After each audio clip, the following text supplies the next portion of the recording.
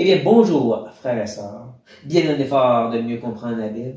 Toujours dans le livre d'Ésaïe, et on arrive au chapitre 6. Un chapitre bien connu, et je dirais aussi bien tordu. Un chapitre où est-ce qu'Ésaïe rencontre Dieu. Et bien souvent, il y a des prophètes modernes, des frères et sœurs bien intentionnés aussi des fois, qui parlent de cette expérience de Dieu. Ils ont vu Dieu comme Ésaïe. C'est pour ça que j'aimerais aller voir ce chapitre avec vous.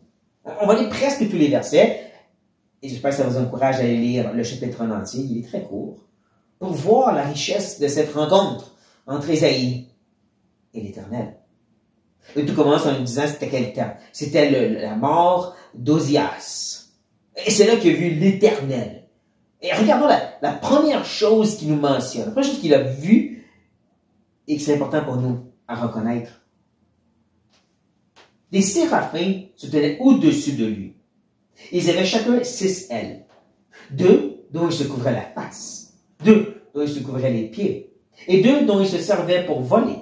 Ils criaient l'un à l'autre et disaient, Saint, Saint, Saint est l'Éternel des armées. Toute la terre est pleine de sa gloire.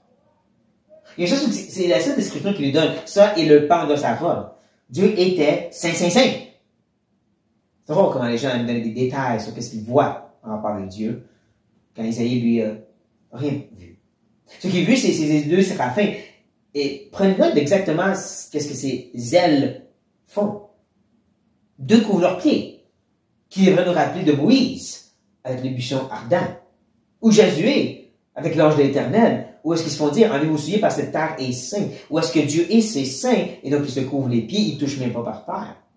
2 autres couvrent leur face, parce qu'ils ne peuvent voir Dieu et vivre. Ça, c'est la réalité de la splendeur de Dieu. C'est comme ça que la vision commence. Dieu ne peut pas être vu. Il peut juste être proclamé comme saint, saint, saint. Sa gloire remplit toute la terre. Et voyons maintenant l'attitude d'Ésaïe face à cette vision. Alors je dis, malheur à moi, je suis perdu, car je suis un homme dont les lèvres sont impures. J'habite au milieu d'un peuple dont les lèvres sont impures. Et mes yeux ont vu le roi, l'Éternel des armées. Je ne crois pas que son péché était spécifiquement avec ses lèvres, comme s'il disait des gros mots. On voit tantôt, c'est vraiment l'idée qu'il est un pécheur, parmi un peuple de pécheurs. Il le proclame. C'est ça son attitude. Malheur à moi. Il est frappé de la réalité qu'il est un pécheur devant un Dieu 3 fois saint. Et encore, c'est triste que les prophètes modernes qui disent qu'ils ont vu Dieu, que Dieu est venu les visiter, c'est présenté de façon si banale. Oh, Dieu me parlait, ou j'ai vu Dieu, puis il m'a donné une vision.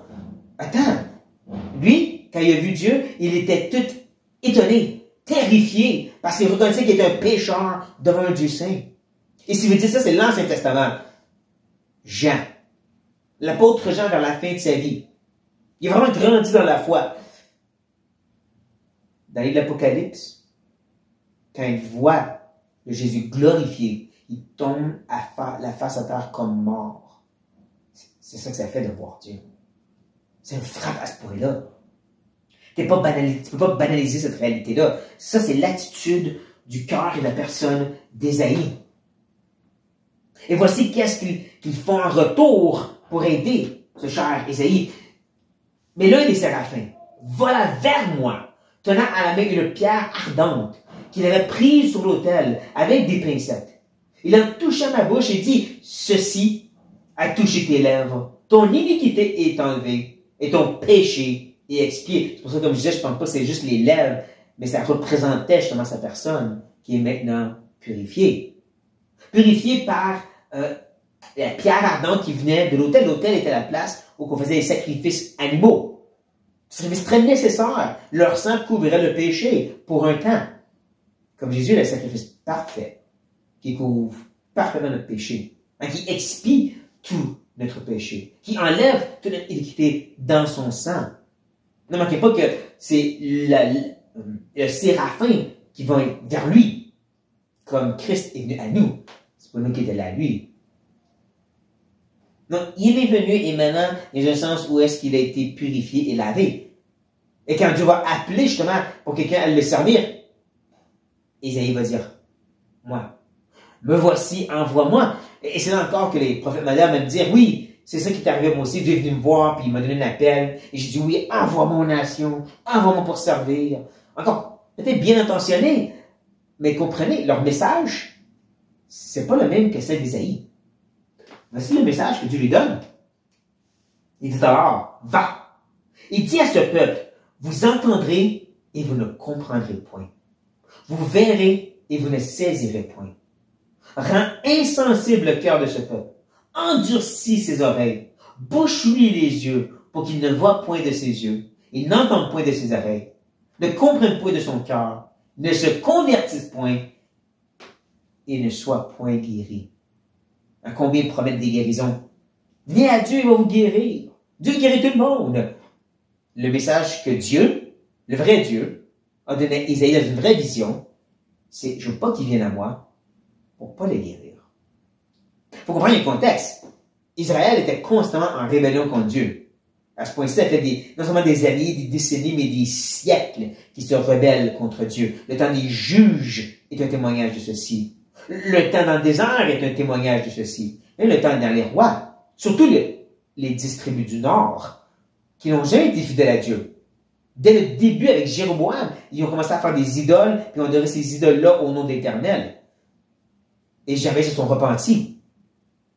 Il y a vraiment un sens que Dieu encore, il dit, vous le voulez, je vous le donne. Et encore, on le voit dans le Nouveau Testament.